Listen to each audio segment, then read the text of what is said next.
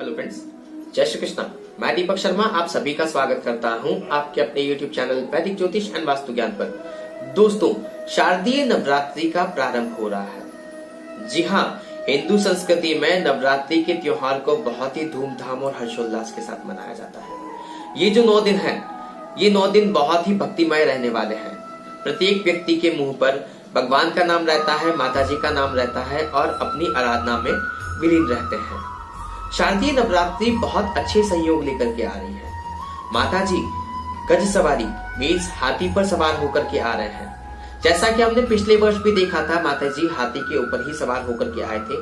तो पूरे साल बहुत अच्छी वर्षा हुई, फसल भी बहुत अच्छी हुई और सभी व्यक्ति बहुत अच्छे से धन धान्य से परिपूर्ण हुए। तो वही संयोग इस वर्ष रहने वाला है। लेकिन नवरात्रि का जो शुभारंभ है, प्रतिपदा तिथि का जो शुभारंभ है, ग्रहण काल में हो रहा है। रात्रि 11:30 बजे 14 अक्टूबर 2023 रात्रि 11:30 बजे से प्रतिपदा का शुभारंभ हो रहा है। उस समय ग्रहण काल रहेगा, उस समय सूतक काल रहेगा। लेकिन फिर भी अगर हम देखते हैं तो यह नवरात्रि हमें बहुत अच्छे और सुदृढ़ फल देगी। अब इस नवरात्रि की स्थापना हमें कब करनी है, क्योंकि यह भी एक बहुत महत्वपूर्ण टॉपिक है कि किस समय हम नवरात्रि की स्थापना करें कि हमें माताजी अच्छा आशीर्वाद दे, अच्छे फल प्रदान करें। तो दोस्तों, इस वर्ष नवरात्रि स्थापना के लिए सिर्फ 45 मिनट्स ही है।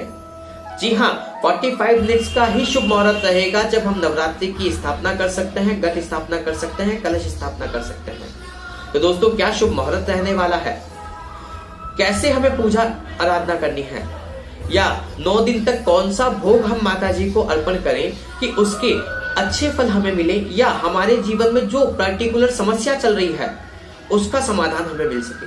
तो आइए दोस्तों, हम वीडियो की शुरुआत करते हैं। अगर आपको यह वीडियो अच्छा लगे तो प्लीज इसे लाइक कीजिएगा, कमेंट कीजिएगा, शेयर कीजिएगा, सब्सक्राइब कीजिएगा।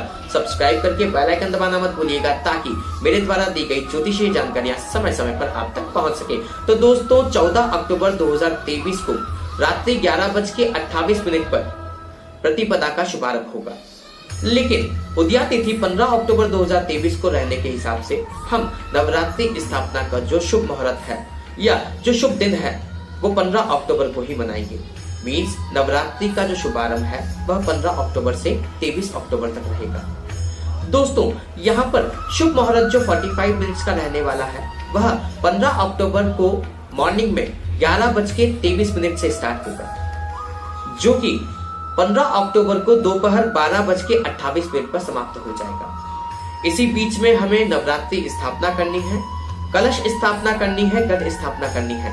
अगर आप गरबा प्रांगण बनाते हैं तो माता जी की मूर्ति भी आपको इसी समय पर, इसी बीच में करनी है। अब इसमें सबसे बेस्ट समय अगर मैं अपने हिसाब से कहता हूँ तो आपको 11:30 बजे पूजा आराधना स्टार्ट कर देनी है मॉर्निंग में, और 12:15 बजे आप कलश स्थापना कर सकते हैं, भगवान की आरती कर सकते हैं, मूर्ति की स्थापना कर सकते हैं।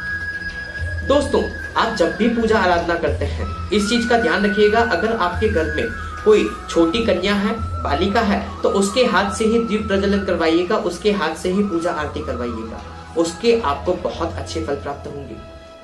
अब इसी के साथ साथ 9 दिन का जो यह त्योहार रहने वाला है, इसमें हमें माता जी को तरह तरह के भोग लगाने हैं। कौन सा भोग किस दिन लगाना है और कौन से भोग से आपको कौन सा जो एक कष्ट है उससे निवारण मिलेगा, आइए हम इसकी जानकारी प्राप्त करते हैं। तो जो सबसे पहला दिन रहने वाला है 15 अक्टूबर 2023, उस दिन आपको सफेद वस्तुओं से बनी चीजों का भोग लगाना है, और वो वस्तु घी से निर्मित होनी चाहिए।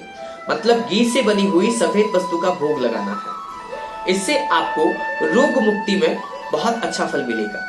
अगर आप बहुत समय से किसी समस्या से या स्वास्थ्य संबंधी समस्या से परेशान हैं तो आप घी से संबंधित किसी भी वस्तु का भोग बनाइएगा, सफेद वस्तु का भोग बनाइएगा और भगवान को अर्पित कीजिएगा।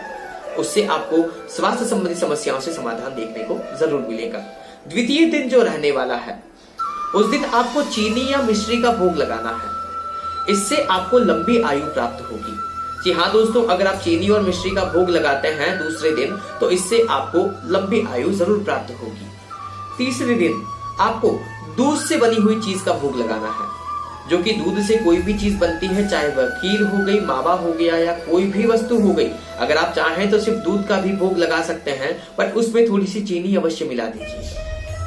आप दूध से बनी वस्तुओं का भोग लगाएंगे तो इससे आपके जितने भी दुख हैं उनसे आपको मुक्ति जरूर मिल जाएगी दोस्तों। इसी के साथ साथ चौथे दिन आपको मालपुए का भोग लगाना है। जी हाँ, मालपुओं का भोग अगर आप लगाते हैं तो इससे आपके परिवार की जो नेगेटिव इफेक्ट्स हैं, परिवार में जो अगर नेगेटिविटी फैली हुई है, ग्रह कलेश होते हैं घर में, जो कहते हैं ना कि एक अलग ही असामाजिक वातावरण बना रहता है, उसमें आपको निवारण देखने को जरूर मिलेगा। 5वें दिन आप केले का भोग लगाएं दोस्तों। आप जो भी व्यक्ति केले का भोग लगाएंगे उससे आपकी बुद्धि जरूर तेज होगी, इस चीज का आप ध्यान रखिएगा। तो अगर आप अपनी बुद्धि को, अपनी क्षमता को तेज करना चाहते हैं तो 5वें दिन केले का भोग माता जी को अवश्य धारण कर पाए। उसी के साथ साथ 6ठे दिन आप माता जी को शहद का भोग लगा सकते हैं। इससे आपको आकर्षक व्यक्तित्व प्राप्त होगा, जैसे कि आपका मान सम्मान बढ़ेगा, आपके चेहरे में एक निखार आएगा और आपको अपने जो कहते हैं ना अपना बिहेवियर है, अपना जो व्यक्तित्व है उसमें बहुत अच्छा सुधार देखने को मिलेगा। उसी के साथ साथ 7वें दिन आपको दूध या दही का भोग लगाना है।